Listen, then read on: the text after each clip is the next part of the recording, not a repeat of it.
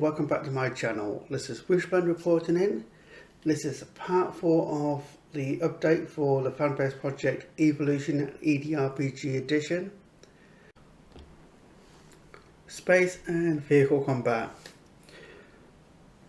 Instanced combat. A lot of players who played space combat ask the question, if player A, which is here, attacks enemy B, then why are all four now in the same combat area and can attack each other? This led to many arguments which all ended in confusion and frustration. This problem can be easily fixed by adding instanced combat areas where each ship or grouping has its own zone. For example, we can have two active combat zones, Zone 1 and Zone 2, which is here, Zone 1, Zone 2. And you've got a third zone, which is the Zone 3, which is up here and down here. Zone 1 and 2 can only attack ships that are in the same combat zone unless they're joust, disengage or flight assist off towards another zone. So these two ships can attack each other, these two ships can attack each other, but these can't attack here or here or here unless they basically disengage, joust and so on. So the new and alternate maneuvers work as such. Joust can be best described as an attack move. You move towards the enemy while you attack. You end up in the enemy's close-up area. So from there, attack that one. Basically push them into a combat zone between the two ships.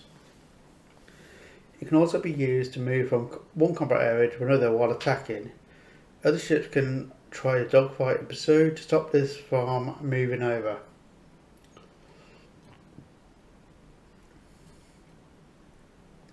So basically, if this ship here wants to attack this ship here, it goes to a joust. But this one here, the white ship, can attack this ship in a dogfight to basically stop it attacking over here. The flight assist off can now be used to escape from a zone while attacking the ship it escapes from. You boost away, flip your ship around and fire at your enemy. In no dogfights and pursues, you win a check and escape from the combat area into either a new add distance zone, which is up here, here. So this is the add distance zone, a new one. A friendly ship in a distance, or another group in another zone. So basically you can go there, there or there. If you're going to snipe, it can be used to fire targets in any other zone, even while another enemy is in your up close, zone. So this one here can attack that ship or this ship.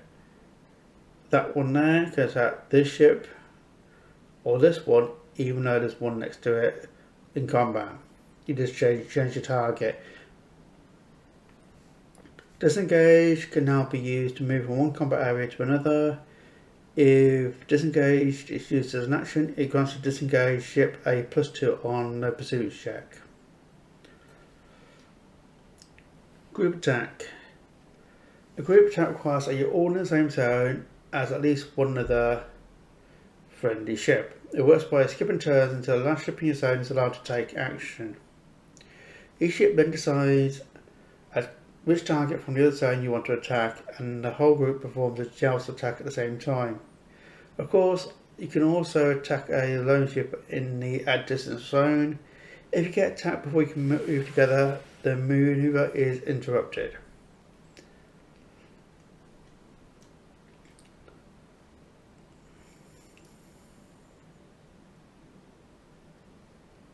Okay, combat example. We start the combat with two zones and two more ships in the at distance zone. So, two ships here, a distance zone, and two groups in combat. The Imperial ship in Zone 1 decides to help its friend in Zone 2. To do so, they either perform a joust, attack on the Federal ship in Zone 2, or use a disengaged fly there without attacking. So that ship wants to go over here. The ship in Zone 1 can attempt to stop it by attempting a dogfight followed by a pursuit action. Since this leaves the Federal ship from Zone 1 alone, it's considered an at-distance attack to all the ships. So it basically went over there, and the ones left now at distance. You've got 3 at-distance ships and 1 group instance of 3 ships together. The Federal ship in Zone 2 now has 2 enemies against it. It can now attempt to disengage towards its friends or form a new group. This can be stopped by dogfight or pursuit checks upon Imperial ships in its zone. The only Federal ship in the old Zone 1 that was left alone now decides to group up too. Since no ship threatens it disengaged, it automatically succeeds. This then leaves us with 3 adjacent groups. These groups then can decide to attack together. If they do so, they skip all the turns and attack at the same time. And then just joust towards the intended target, firing at the same turn. Sadly for them, the plan fails as the last Imperial ship attacks them before the last Federal ship moves into position. All Federal ships that have already skipped their turn have wasted the turn, meaning it's now a 3v1 combat area. Silent running is a mechanic not listed in the combat section of the core book. Instead, a section listed in the GM section on page 26A. Further, the heatsink module list is a +2 system bonus in the description, but in the mechanic list system bonuses are not mentioned at all, and the module provides a completely different effect. So here is a clarification of how it works. Silent running deactivates shields. It hides the thermal signature. This increases the defense against gimbaled and tilted weapons by 4. Seeker missiles and torpedoes cannot hit a ship in silent running. At distance, the ship is barely invisible. The ship is basically invisible, which means an attacking ship has to detect it first. This is done through opposing system checks.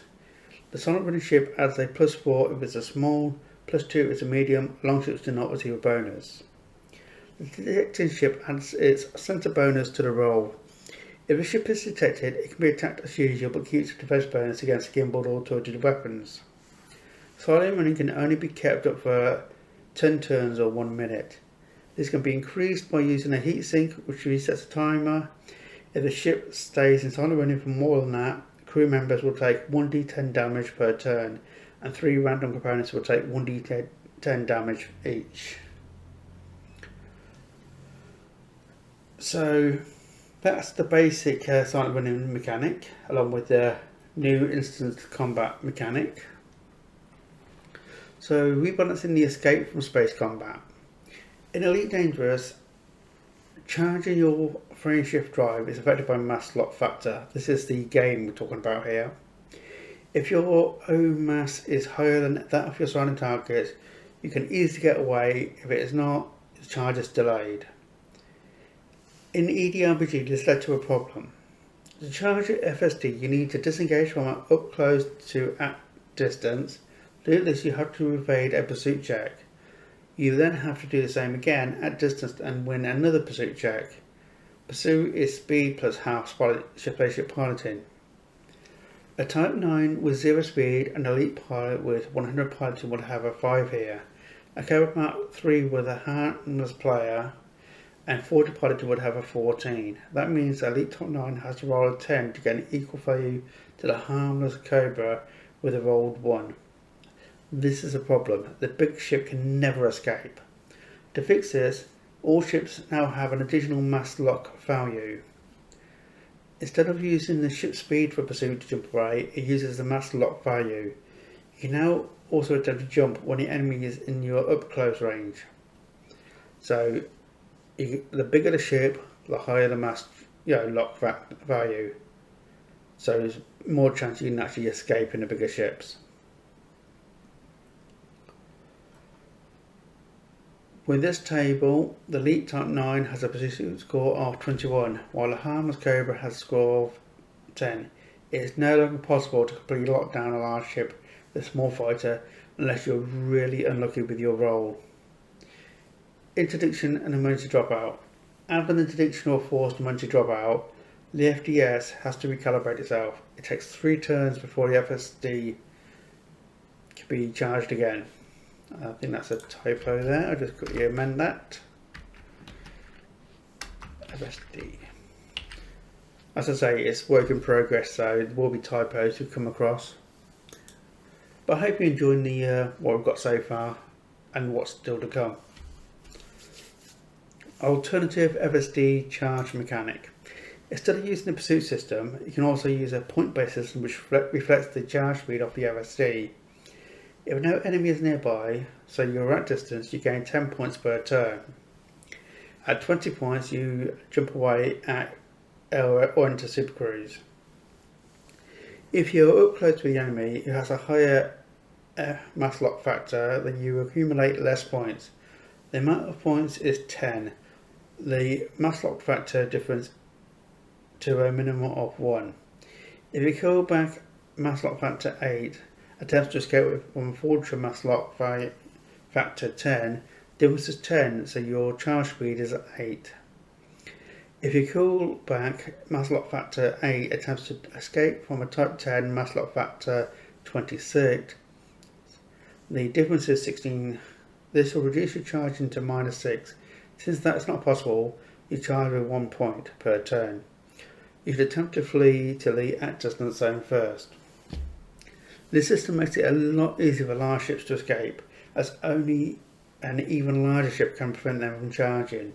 Special weapons like the containment missile can prevent the FSD from charging.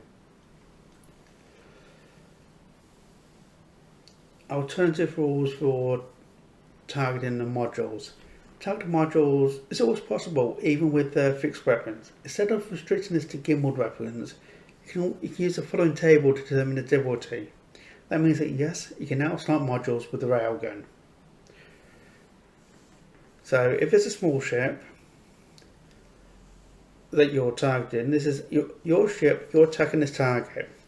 If the target is a small ship, the modules are going to be smaller, so they're harder to see and lock on. So that's a -2 to your target. If it's medium, it's -1. If it's large, it's 0. If it's a module size of 0 to 3, you also basically get -2 penalty. And you've got penalties for active chaff, if it's a gimbaled weapon, or also heatsink. So you can use this chart to work out how hard it is to target a specific module on a ship. Even if you're on a large, small, medium ship yourself, it doesn't matter. Focus on these individual ones for your own target. Then you'll be able to work out how easy it is to hit or not. Alternative rule for vehicle hangars. As a way to prevent players from stacking hangar modules to carry a large vehicle in a small ship, you can rule that hangar bays do not stack. You cannot stack 2 small bays to carry a medium vehicle, but you can split a medium bay to carry 2 small vehicles. Additionally to that, you can further limit the usage of large vehicles to ships that support a fighter bay, as only they have a large enough hatch to drop such a big vehicle. So breaking it down, if it's 2H planetary vehicle hangar, you can have 1 small vehicle. If it's a 4H vehicle hangar, you can have 1 medium vehicle or 2 small vehicles. If it's a 6H planetary vehicle hangar, you can have 1 large vehicle or 2 medium vehicles, or 1 medium vehicle and 2 small vehicles, or 4 small vehicles. So that's the way we've basically ruled that. Character creation additions. Okay, so playing as an android. This is totally new for the project. So yes, you can play as a cyborg like Jax or Barkeep, or normal humans, but an android? This is basically based on the Achilles Android in the supplements and core book. It's in there as a opponent you can fight. Pretty tough opponent, but you can still fight it. So how would you play as an android? The rules that Lazarus came up with is pretty simple. You convert your body into a synthetic body by paying a price set by the game master. Shouldn't be too high, maybe around 10 million credits. I'll correct that. For human players, it means that your mind and consciousness is transferred into a synthetic brain similar to that of a kid's android. Your body usually dies in the process, but accidents can happen. Kid's androids can become sentient too, but they do not have a human background and will be considered illegal and dangerous. Androids can be made to look like humans, but you also have the typical Achilles signatures which can be discovered with a deep scan. The process changes the player into a Type 0 body that has no added bonuses like strength or speed. All karma abilities are then converted into a cybernetic affinity. A synthetic player can never learn any karma ability ever again. The GM can decide if the confidence enhancement is converted to, or if it's allowed to keep it. If it is converted, the player can never learn it again. If he can keep it, remove advantages and disadvantages made to the social skills as mentioned below. Karma is completely converted into cybernetic karma and can't be used on abilities other than escape death. Since background, you have two choices. Your organic body is converted into a fully cybernetic one. You could have been done by one of the major powers from a war long past, or part of an incurable disease, or simply because you wanted to. The background uses the playing as an android rules and is a combination of the cyborg and gene mod baby backgrounds. You can't use these two backgrounds if you select synth. You start with 100,000 credits worth of cybernetics and a +2 cybernetic affinity.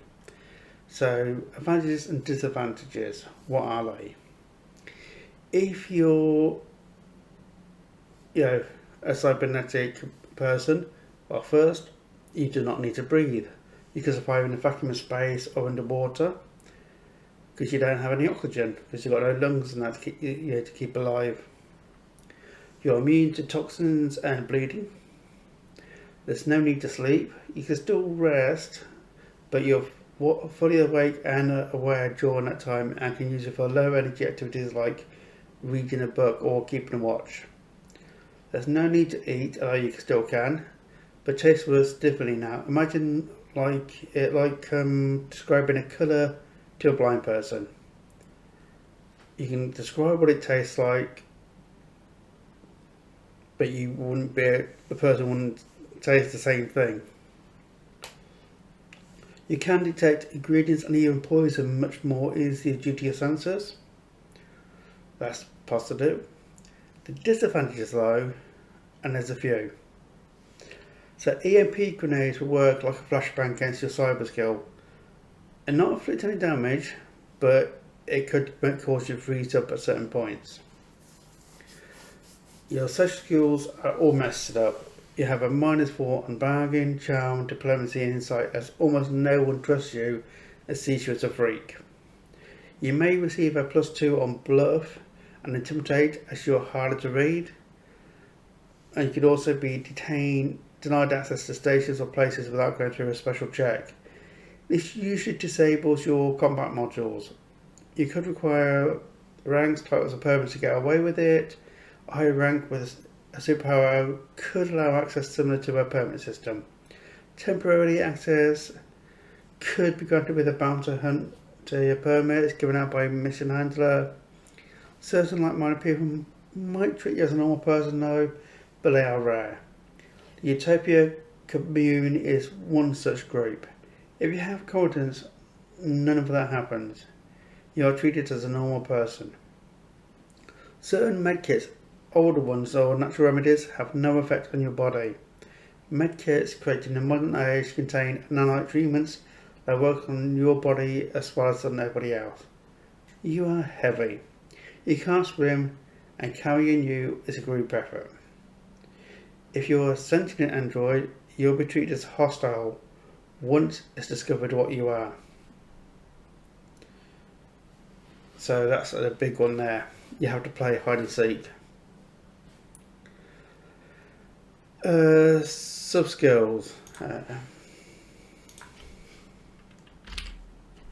Just put a message over. Sub skills. Some skills can be divided into different sub skills. The cyber skill, for example, can be used for cybernetics and drones. For someone who is a good drone skill, does not necessarily have a good knowledge of cybernetics. So this is outside the Android thing. This is a totally separate area. For roleplay reasons, you may want to limit yourself to one or another. So these sub-skills are purely optional to use. I do not have a point-buy system or so. So you could have 60 cyber divided into 60 cybernetic and 60 drones. If you say that your character never uses cybernetics but is a skilled drone user,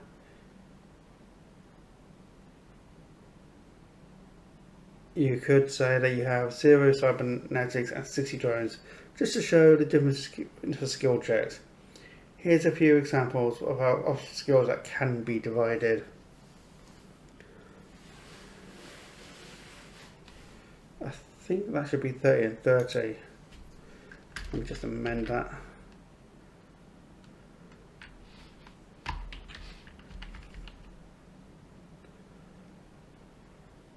Because I say 60 divided into 60 and 60 doesn't fit, but 30 does. Okay, so skills that can be divided. Fighting can be split into fighting styles like judo, boxing, wrestling. Melee weapons can be split up into swords, knives, clubs, or specific styles like fencing or kendo. Repair could be split into fixed ships, weapons, general repair, engineering, or specific like weapons systems. Cultural law can be split into the individual groups like Alliance, Federation, Imperial, Mescommon, but you can also have a pirate code of uncommon knowledge. Cyber is a cybernetics or drone usage. Science can be split into physics, biology, and chemistry, just to name a few. Athletic could be weightlifting, running, and jumping, and so on. So you can break it down more if you need to. And that brings us to the end of part 4. There's 13 parts in total, as I'm sure you've already seen if you're looking at the playlist.